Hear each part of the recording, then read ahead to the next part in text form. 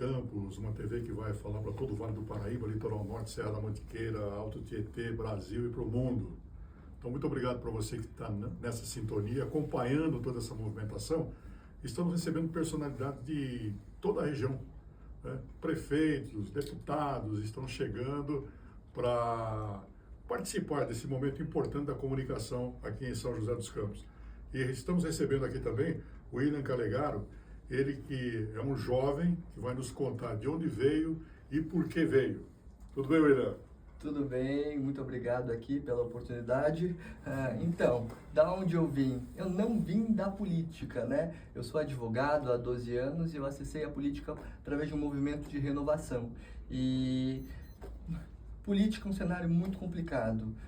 Hoje, nossos pais, nossos avós, infelizmente, eles desacreditam da política. E a gente precisa resgatar a esperança de transformar as nossas cidades, o nosso estado, e essa transformação só vem através da renovação dos quadros. Infelizmente, quem está no poder hoje só pensa em voltar para o poder. Não temos mais projetos a longo prazo. São aqueles projetos que acabam em 4 anos para as pessoas voltarem. Então, se a gente não renovar esses quadros e usar, eu tenho que usar, falar, você é jovem, a minha cara de jovem tem que ser utilizada, ela não cabe em mim. Ela serve para que novos quadros venham ocupar esses espaços. Então, eu não sou da política, sou, digamos assim, outsider. Disputei já uma eleição de vereador em São Paulo, e aí eu estava quase saindo da política e o Kassab falou, Will, você precisa seguir, a gente precisa de trabalhar quadros novos e que queiram efetivamente trabalhar pautas para as nossas cidades, para o nosso estado e para transformar o nosso país.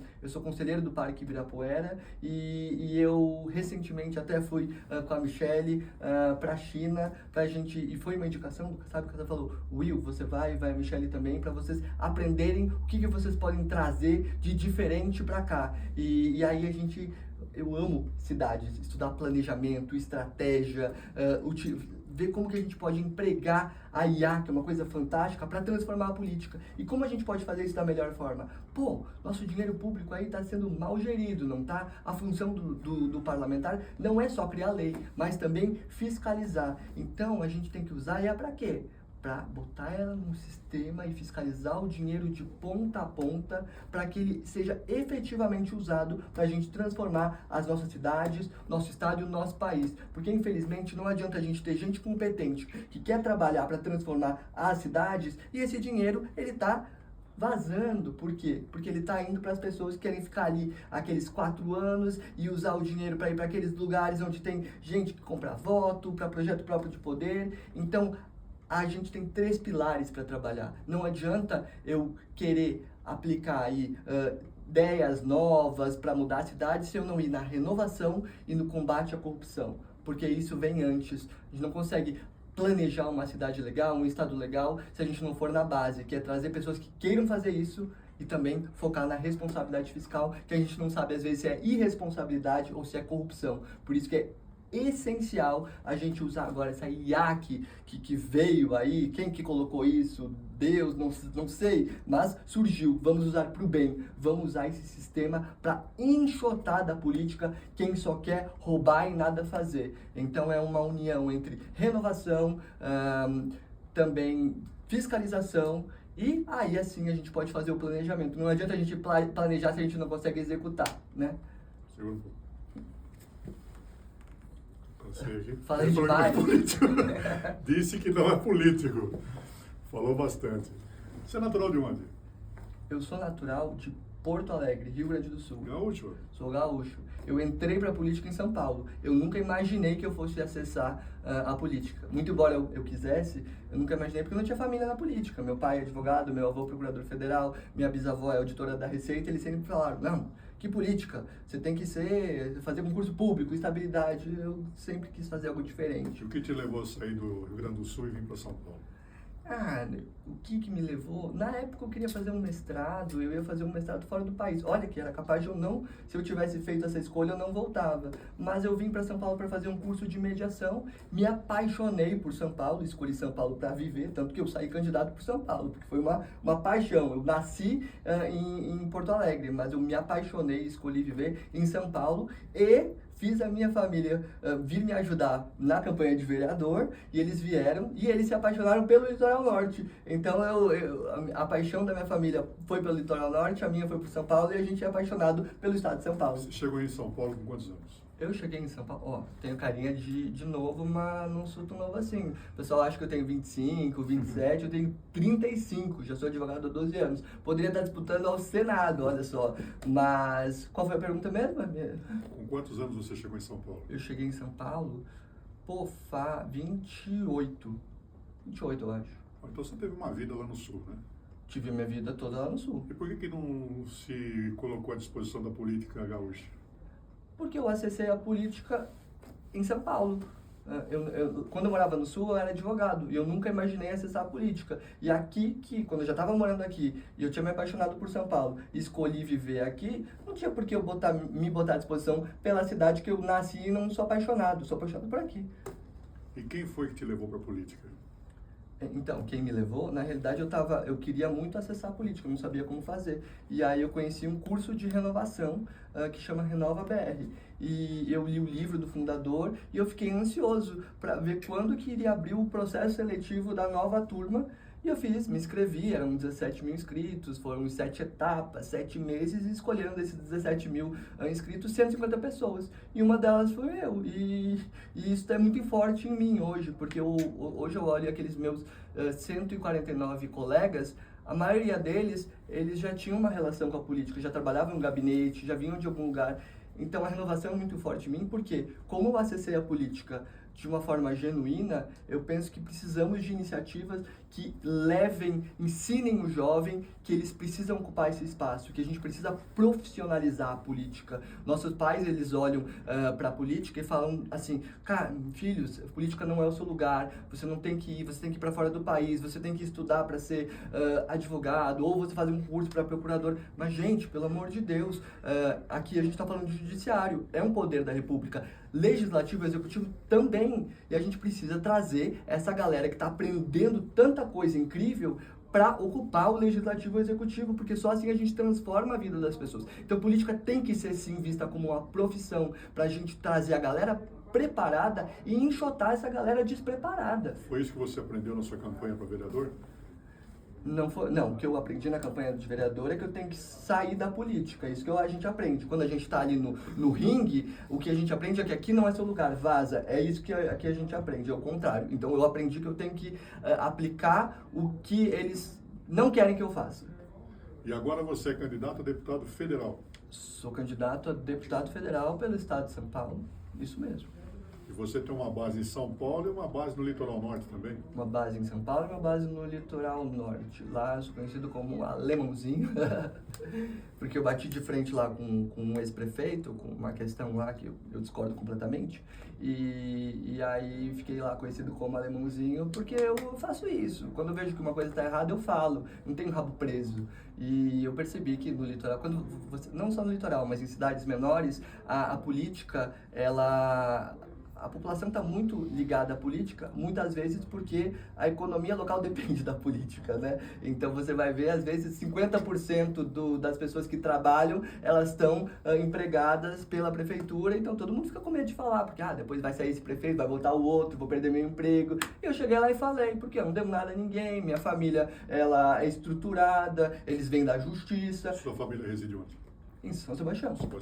Eu falei, mas não foi algo... E lá em São Paulo, qual é a sua região? Eu moro em Moema, sou conselheiro do Parque Ibirapuera e trabalho muito forte pelas pautas de cidades.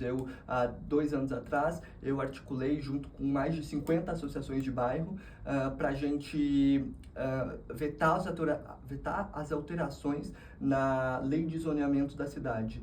Na realidade, era a revisão da revisão do zoneamento, que nós vimos que era algo inconstitucional, porque não estava respeitando a devida participação social, e nós nos unimos e fizemos abaixo-assinado, lutamos e fizemos então o prefeito vetar essas alterações, e tivemos ali um êxito bacana. E eu venho trabalhando as pautas de cidade. Quando tentaram mudar o nome do Parque Ibirapuera para Ibirapuera Ritalia, eu fiz um abaixo-assinado, a gente fez com que isso não acontecesse.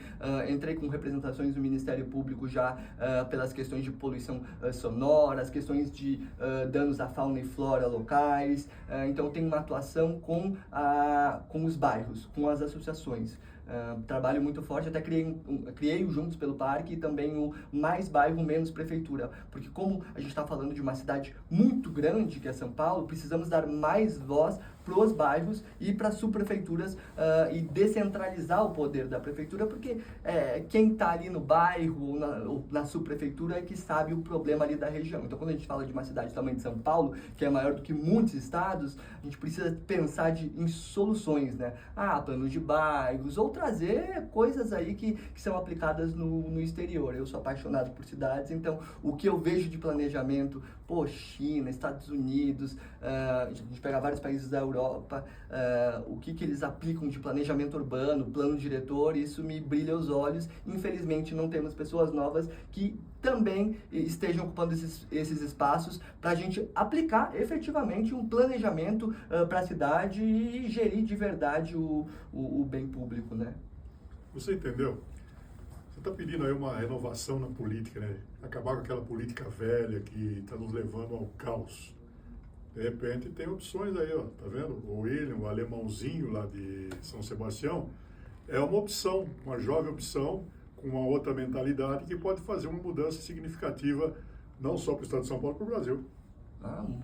É isso aí, muito obrigado pela referência. Eu tô aí para ouvir as pessoas e poder trabalhar da melhor forma pelo bem comum, que é o que falta hoje, né? São projetos próprios de poder. A gente tem que ouvir a população e aplicar projetos genuínos e aprendendo com aquelas pessoas que são mais velhas, mas elas de fato entregaram. Então eu vi o Antônio Carlos aqui, e aí quando a Michelle falou, você tem que dobrar com meu pai, você tem que dobrar com meu pai. Primeiro eu preciso conhecer ele. Quando eu conheci, eu achei incrível o fato de que, quando a gente fala do litoral norte, pegamos cidades com orçamentos... O litoral norte tem orçamentos multibilionários ali, e deveriam ser cidades modelos, cidades laboratórios para o país todo, porque quando você pega o orçamento per capita daquelas cidades, os serviços públicos que elas deveriam ofertar para o cidadão deveria ser serviço de primeiro mundo. Imagina, orçamento de bilhões, uma cidade que não tem, às vezes, saneamento básico. E o Antônio Carlos, ele fez com que o índice, que era o quê? Acho que 10% ou menos, não sei, ele conseguiu elevar para mais de 90%. E, saneamento básico, é uma coisa básica, e você não ter isso em cidades litorâneas, com um orçamento gigantesco, é uma vergonha. Deveriam ser cidades modelos para o Brasil todo. Se tivesse gente competente, gente nova ali, poderíamos ter uma Shenzhen, quando vê uma cidade extremamente tecnológica, e poder replicar isso para todo o Brasil, né? Sucesso para você. Obrigado. Obrigado pela sua participação aqui nessa inauguração da CIT TV. Apareça sempre e queremos vê-lo lá em Brasília, para que você cumpra com tudo isso que você falou aqui no nosso CIT TV. Fé em Deus. Estamos aí, conto com o apoio de vocês, não posso pedir voto, mas depois me conheçam. É William Calegaro, 2 L's, M no final, Calegaro também com 2 L's. Me sigam lá nas redes sociais, acompanhem meu trabalho e vamos ver se a gente renova esse espaço e com menos briga e mais ação, porque hoje, infelizmente, a gente vive um cenário de polarização que muita gente se aproveita para não trazer propostas. A gente precisa, além de trazer essa renovação, a gente com propostas factíveis. São personalidades como essa que fazem parte aí de um dia de hoje importante para a CIT TV, que está fazendo a sua inauguração desse canal que vai falar para todo o Brasil e todo mundo, trazendo ideias, inovação, tecnologia, entretenimento e prestação de serviço. É isso aí.